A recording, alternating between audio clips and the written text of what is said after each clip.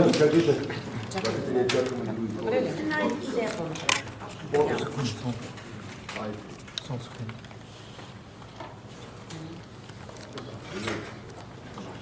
Нощи станахме свидетели на поредното грубо, грозно прекрояване на изборния кодекс и изборната технология, по която ще гласуваме след около 2 месеца.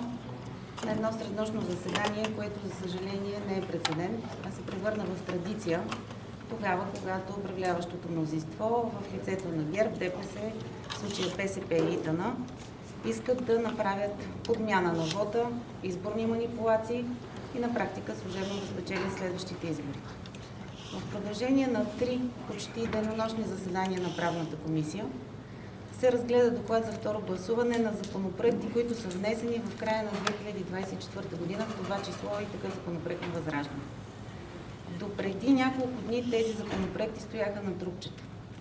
В доклада, който се обсъди, а тази сутрин и гласува от Правната комисия, изненадващо за нас се появиха около 100 параграфа предложения, които са внесени от анонимна работна група. Попитахме председателката, тъй като от опозиционните партии имахме множество въпроси по текстовете на така наречената работна група. Кои са вносителите и защото имахме въпроси, те касаят в детайли изборната технология с така наречените сканиращи устройства, отчитане на вота, избирателните списъци.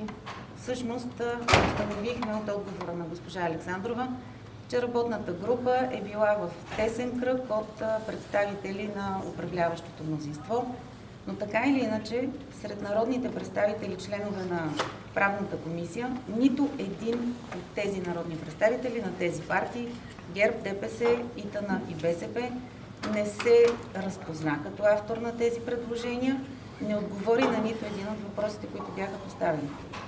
Въпроси поставихме както ние от Възраждане, така и от останалите опозиционни партии, така и от представителите на институциите в лицето на Централната избирателна комисия, НСИ, ГРАО, Министерство на електронното управление, както и граждански организации, които се занимават с честността на изборите.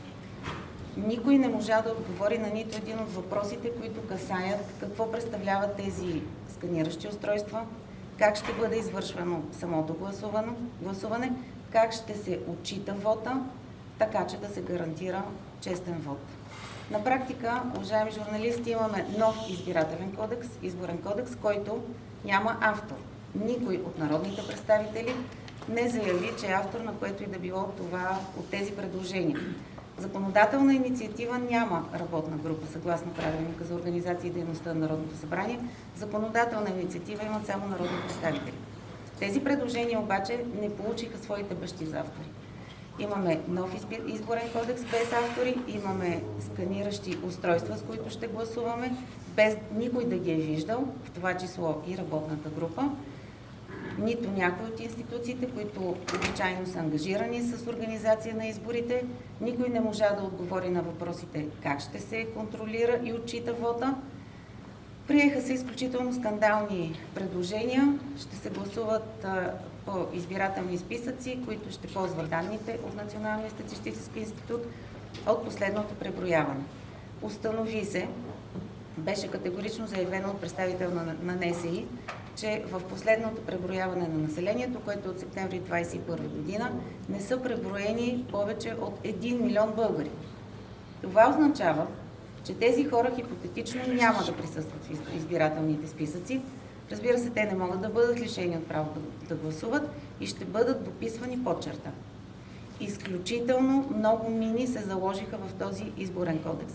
Но най-важното беше заявено от Централната избирателна комисия и останалите държавни институции, които отговарят за организация на изборите, че времето, което се предвижда с този законопроект за закупуване на машини, които никой не знае какви трябва да бъдат по технически параметри, е безкрайно недостатъчно. И в този смисъл няма да може да бъде изпълнено това условие и ще се гласува само и единствено на хартия.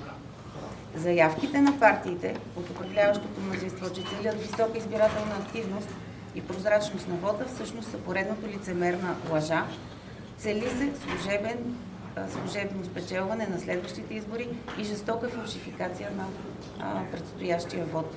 Ето защо всички имаме интерес не само от активно гласуване, но и от активно участие като наблюдатели, наблюдаващи честността на вода. Благодаря.